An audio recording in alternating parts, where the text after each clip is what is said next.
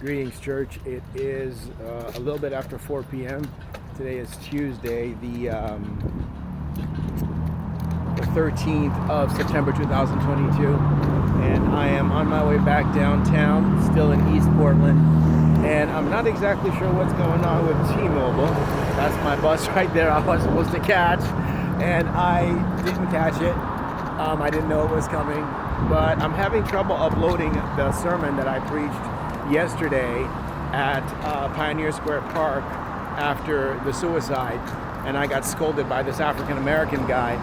I'm not exactly sure what's going on. I started uploading this video at 1 o'clock in the afternoon. It is 4 o'clock in the afternoon, and there seems to be a problem with T-Mobile uploading the video, the sermon. The passages of the Bible that I used came out of Psalms 23 and let's see, Psalms 23, Acts 16, went back to Joshua 1 through 8, I think Samuel, 1st or 2nd Samuel, where Saul had committed suicide, and God and so bottom line is that they're not allowing this video to upload. It's been trying to upload for the last 2-3 hours, and they won't allow it. I'm not exactly sure what the problem is. They're eating up all my time on this computer here, and when I got on the bus, there was a man who resembled the new King of England.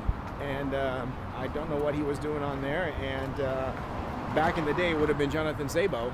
Now I'm not exactly sure why he was on there, and I'm not sure where the trouble is. I had to turn to that and then to the Klan funerals to see whether or not the issue was on either one of those levels, and for whatever reason they started uploading it little by little. Two things happened today. I went to, not Operation Night Watch, but I went to the park, the South Park block, where they usually give food there for First Christian Church. And for about half an hour, from about 12 to 12:30, I kept on looking for those people to come, and I fell asleep for about 5 minutes, and I think Gabriel came out and yanked out my worm and gave it to the situation. So that was kind of embarrassing in front of all those people at a public park. Well, on my way back here, I got knocked out on the bus, and I think somebody did that again. I'm not exactly sure who.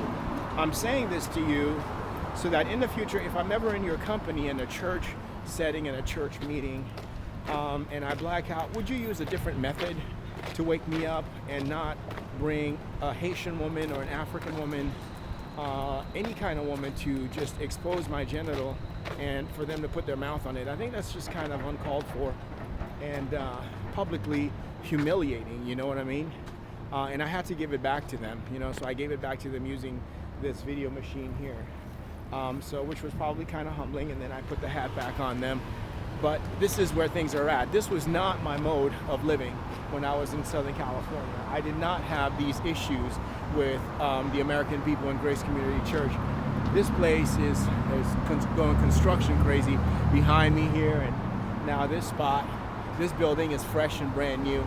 But anyway, the storage is in the area, so I thought I'd mention that. But it has to be one of the worst testimonies I've seen is my own, and how these people have diminished me to this, and now I spend an hour and a half on the internet uploading YouTube, videos, talking to you, and I don't even know whether or not any of you is getting any of this, because I'm not getting any responses from the churches, and it's one of those things. It's like, my God, I'm talking to the New Testament church and there is no response. I'm trying to keep my foot in the ministries. What did Paul do when he was away from Jerusalem? He basically wrote letters, but the letters were destroyed by the Roman Empire.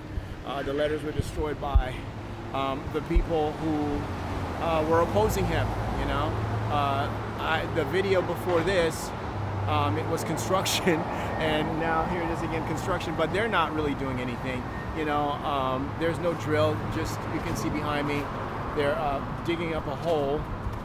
But the noise, though, it gets noisy, and so it's kind of hard to communicate for people to hear. Do not lose sight of the faith. You know, I guess that's the one thing I'd encourage you with. And as I'm talking to you, I'm thinking, oh God, I got to go use the restroom because I was just hit again. So do not allow the devil to bring men and women out of the church, like it says in 1 Corinthians 6. You know, do not allow Lucifer to bring members of the body of Christ out of the church, you know, to expose them to sexual immorality that's going on in the world, and to force them into sexual immorality that's going on in the world. Don't allow him to do that. And he calls it a process. That isn't the most evil, wicked, malicious thing. You know, all you're dealing with are a bunch of Diotrephes forcing Christian men into sexual immorality. You know what I mean? There's no process here. It's not a process to suck a cock. It's not a process, you know, to stick your finger in someone's nasty rear end. Earlier I was talking about my personal property, you know, smelling like poop, and because they go in there, you know, the emphasis. And of course, and if it's not the shit, it's the snake. So if I accepted the smell of this, the smell of the poop, then they can proceed into giving me a snake. And you know, so that's why I was talking about it earlier. And then they started with the drill, and I couldn't say anything to you. It wasn't because I was being gross or disgusting. It was simply because they want to give me a snake because of this woman's death. And all the years that she was talking to me, I didn't respond because I didn't know the mode of conversation was in the background and queer. And not queer in terms of male on male, but queer in terms of, you know, slavery. Even as I'm talking to you now, as on my way here, the Klan came out several times, the women and the men, you know, however they project their spirits, and they made me feel their hatred, but I didn't respond. Instead, I spoke to you. In any case, I'll keep you up to date as things progress. And God bless.